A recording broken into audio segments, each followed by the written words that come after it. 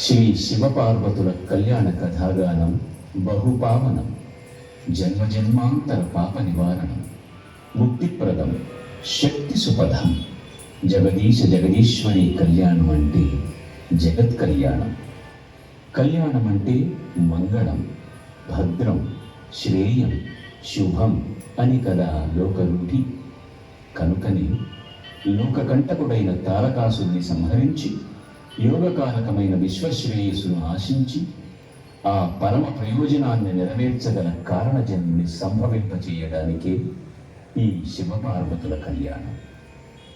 పర్వతరాజపుత్రి హిమవంతుని తనయ పార్వతీదేవి వలచి వలపించుకుని మరులు గెలిపించుకున్న మనోజ్ఞ గాథ ఇది. సర్వసంగ పరిత్యాగి అయి ఆది మధ్యాంతరహితుడై సతీ వియోగానంతరం తపస్సమాధిలో ఉన్మీలుడైన హరుడు లోక సంక్షేమార్థమై మన్మథ ప్రేరేపితుడై ఆపై మదనునిపై కుపితుడై వానిని భస్మం చేసి అటుపై నగరాజసుత పార్వతి పట్ల ప్రేమోద్దీపితుడై పరిణయమాడిన మధురేతి వృత్తమిది. ప్రళయకారకుడైన పరమేశ్వరుని ప్రణయవరునిగా సాక్షాత్కరింపజేసే గళన్మంగళ గేయ రూపకమిది. అదిగో హిమాలయం, శివపార్వతుల కళ్యాణ వేదిక. అది సర్వాలంకృత శోభావలయం, సాంబశివ వివాహ సమైక్య నివేదిక, అద్వైత తత్వానంద భూమిక. ఆదిదేవుని వివాహమైన అగ్రపూజార్హత ఆ తొండందేవులదే. విఘ్నాలు రాని శుభలగ్న సమాయత్తత కోసం విజయార్థమై చేసే వినాయక పూజ విస్తృత ఫలప్రదం, అవిస్మృత సమర్చనాపథం. అందుకే ఆరంభ పూజ హేరంబునకే.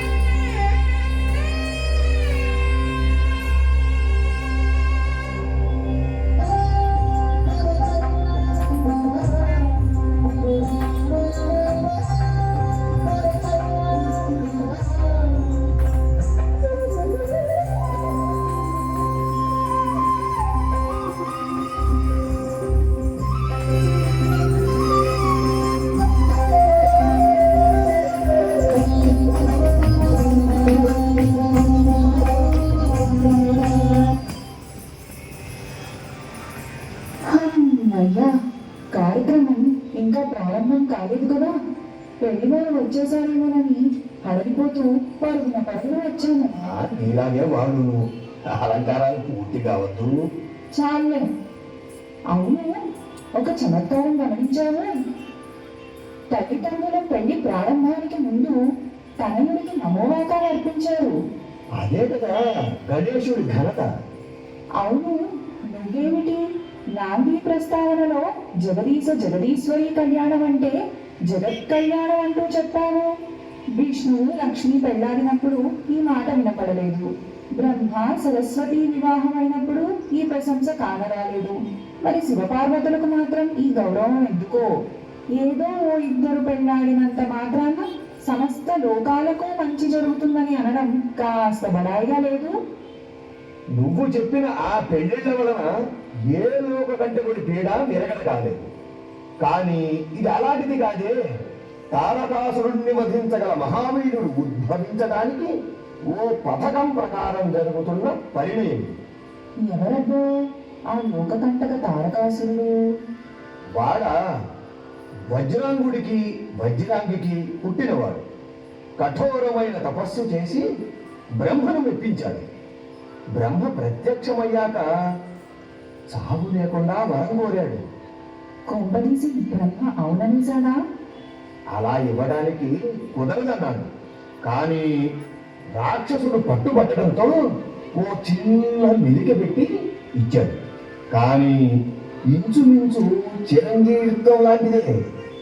నన్ను చంపగలిగేవాడెవడు అంటూ తారకుడు అహంకరించాడు, రెచ్చిపోయాడు.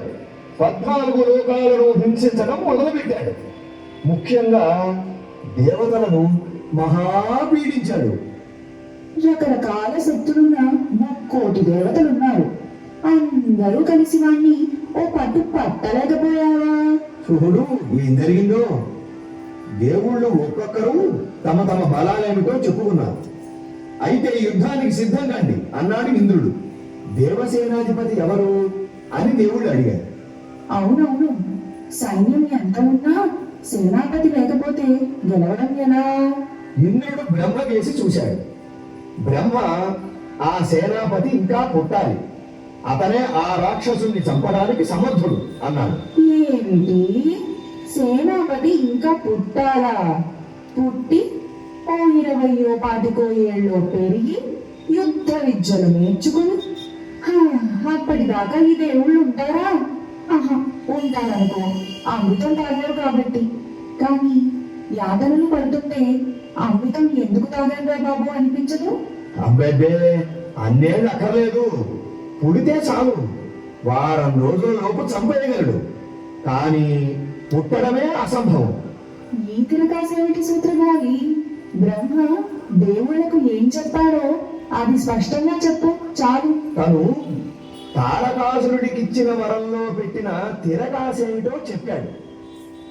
7 రోజుల బాలుడి చేతిలో తప్ప తనకు చావు రాకూడదని తారకుడు అడిగాడు.